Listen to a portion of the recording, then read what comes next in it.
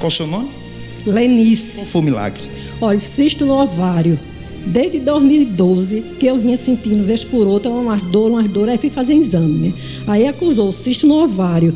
Então, quando foi, aí a médica disse, olha, eu não vou lhe operar agora que está muito pequeno. Aí eu fiquei fazendo acompanhamento, né? Quando foi o ano passado, começou as dores de novo. Aí eu repeti um exame. Na hora que eu estava repetindo o exame, eu pedi a Deus que curasse. Deus me curou. Só que eu não tive coragem, eu estava afastada de Jesus, da igreja, e não dei o testemunho.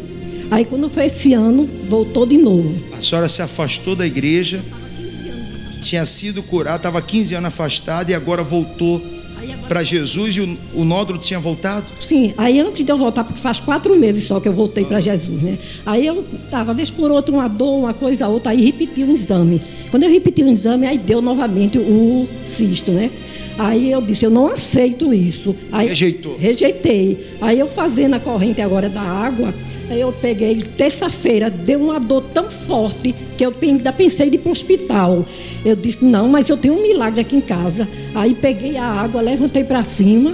Do jeito que eu falei? Do jeito que o senhor falou, né? Vem tomando à noite, de manhã.